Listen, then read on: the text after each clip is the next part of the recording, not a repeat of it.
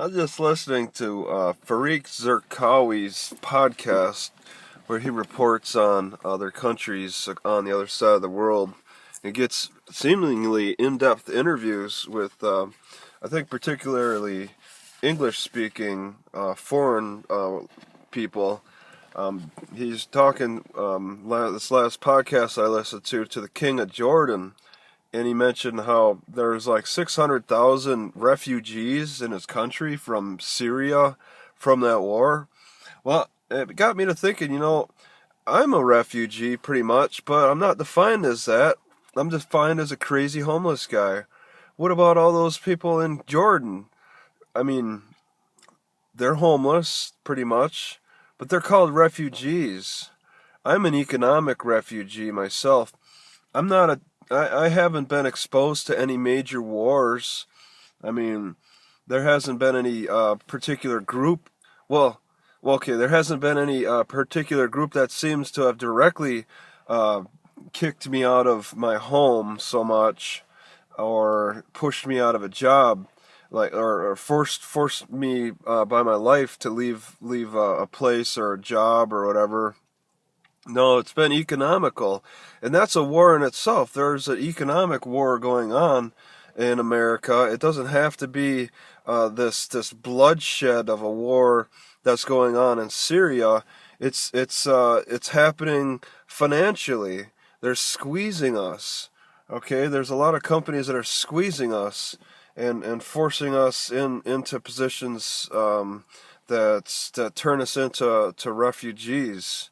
Okay, it's one of those slow growing under black market underhanded types of things that are going on, that people just they don't really pay attention to as much. People have this focus of war. It needs to be a war for you to be homeless, and it needs to be a terrorist act or some kind of bloodshed needs to occur to make you a refugee. But I mean, a lot of us homeless people are pushed out of our homes and jobs and locations because there's just this threats. There's other threatening people. There's people who are gentrification. They're undercutting each other, and in a result, people are losing. They're losing these little legal and economic battles, and they don't have anywhere that's very welcoming, seemingly, to turn.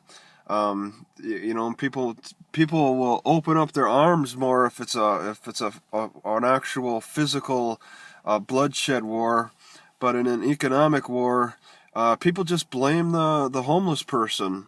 They won't even take a minute to compare them to being refugees of this economic disaster. So they focus on our mental states and stuff. Well, yeah, I mean, the pressures of the economy and this wheeling and dealing and underhanded cutting and backstabbing and middlemen raising the prices and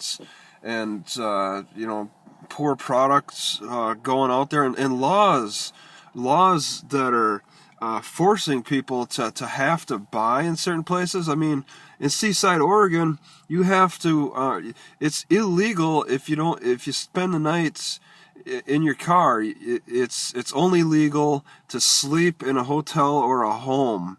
That's it. That's the law. It squeezes you and pushes you out, and you become a refugee from places like that.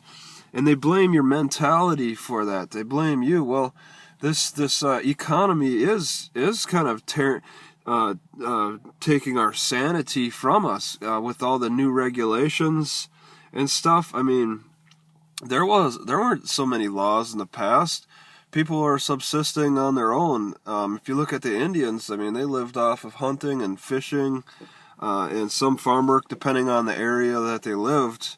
A lot of them could live peaceably, and they may have looked like homeless people or refugees, but they were tending to the gardens, the tree gardens and the forests in a way that helped them preserve themselves, unlike us today.